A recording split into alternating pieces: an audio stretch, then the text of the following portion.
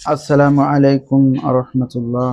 আলহামদুলিল্লাহ ওয়াসসালাতু ওয়াসসালামু আলা রাসূলিহিল কারীম। আউযু বিল্লাহি মিনাশ শাইতানির রাজীম।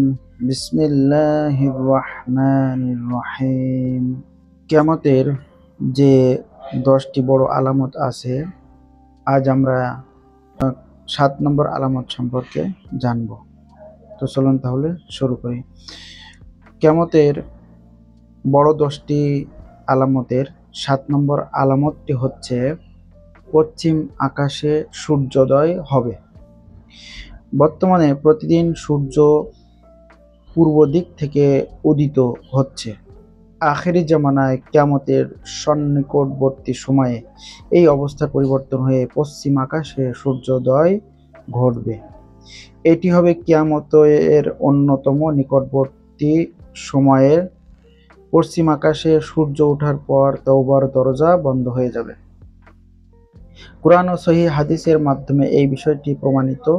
আল্লাহ তাআলা বলেন, তারা শুধু এই বিষয়ের দিকে চেয়ে আছে যে তাদের কাছে ফেরেশতা আগমন করবে, কিংবা আপনার পালনকর্তা আগমন করবেন, অথবা আপনার পালনকর্তার কোনো নিদর্শন আসবে। যেদিন আপনার পালনকর্তার কোনো নিদর্শন এসে যাবে, তখন এমন ব্যক্তির ঈমান কোনো উপকারে আসবে না, যে পূর্ব থেকে ঈমান আনয়ন করেনি কিংবা স্বীয় বিশ্বাস অনুযায়ী কোনো সৎ কাজ করেনি। হে নবী, আপনি বলুন, তোমরা অপেক্ষা করতে থাকো, আমরাও অপেক্ষা করতে থাকলাম। সূরা আনআম 158 নম্বর আয়াতের অর্থ। অধিকাংশ মুফাসসিরে কুরআনের মতে অত্র আয়াতের কোনো নিদর্শন বলতে পশ্চিম দিক থেকে সূর্য উদয়কে বোঝানো হয়েছে। ইবনে জারির আত-তাবারি বলেন, আয়াতে বর্ণিত নিদর্শনটি পশ্চিম আকাশ থেকে সূর্য উদিত হওয়াই অধিক বিশুদ্ধ, কারণ এই ব্যাপারে অনেক সহিহ হাদিস বর্ণিত হয়েছে। নবী সাল্লাল্লাহু আলাইহি ওয়াসাল্লাম বলেন, যতদিন পশ্চিম দিক থেকে সূর্য উদিত হবে না, ততদিন কিয়ামত হবে না। যখন পশ্চিম দিক থেকে সূর্য উদিত হবে এবং মানুষ তা দেখতে পাবে, তখন সকলেই ঈমান আনবে। তখন এমন ব্যক্তির ঈমান কোনো উপকারে আসবে না, যে পূর্ব থেকে বিশ্বাস স্থাপন করেনি কিংবা স্বীয় বিশ্বাস অনুযায়ী কোনো সৎ কাজ করেনি।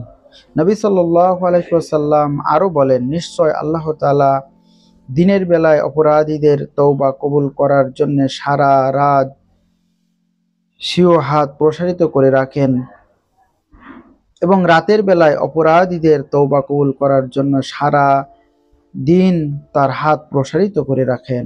সুবহানাল্লাহ। পশ্চিম আকাশ দিয়ে সূর্য উদয় হওয়ার পূর্ব পর্যন্ত এইভাবে তওবার দরজা খোলা থাকবে।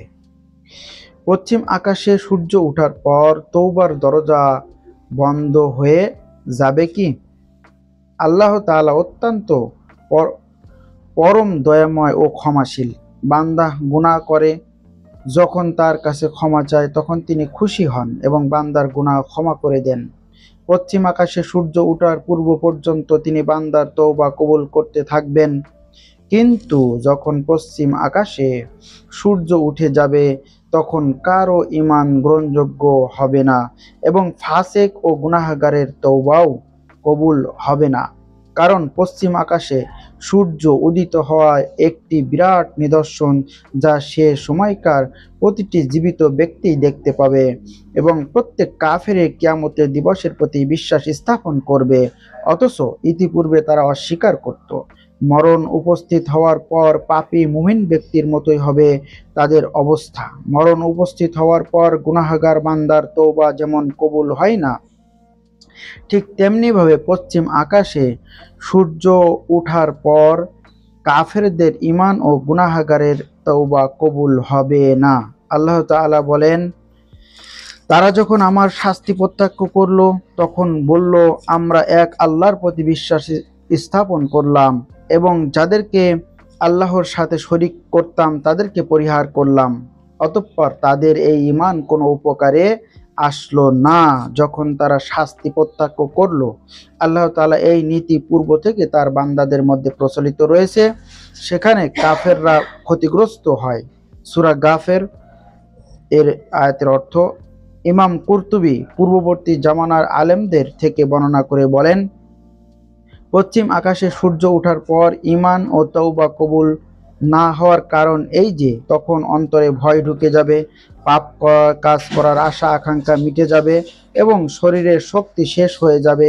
কিয়ামত নিকটবর্তী হওয়ার সময় সকল মানুষ মৃত্যুর দ্বার প্রান্তে উপস্থিত ব্যক্তির ন্যায় হয়ে যাবে। তাই পশ্চিম আকাশে সূর্য দেখে কেউ তওবা করলে তার তওবা কবুল হবে না, যেমন মালাকুল মউতকে দেখে তওবা করলে কারো তওবা কবুল হয় না। প্রত্যেকটা মৃত ব্যক্তি মালাকুল মউতকে মৃত্যুর পূর্বে দেখতে পায়, আর সেই সময় যদি কেউ তওবা করে সেই তওবা আল্লাহর কাছে গ্রহণযোগ্য হয় না। ঠিক তেমনিভাবে পশ্চিম আকাশে সূর্য ওঠার পরও যদি কেউ তওবা করে আল্লাহর কাছে সেই তওবা গ্রহণযোগ্য হবে না। ইমাম ইবনে কাসির বলেন, সেদিন যদি কোনো কাফের ঈমান এনে মুসলমান হয়ে যায় তার ঈমান গ্রহণ করা হবে না। সেদিনের পূর্বে যে ব্যক্তি মুমিন থাকবে সে যদি ঈমানদার হওয়ার সাথে সাথে সৎকর্মপরায়ণ হয়ে থাকে তাহলে সে মহান কল্যাণের উপর থাকবে, আর যদি সে গুনাহগার বান্দা হয়ে থাকে এবং পশ্চিম আকাশে সূর্য উঠতে দেখে তওবা করে তার তওবা কবুল হবে না।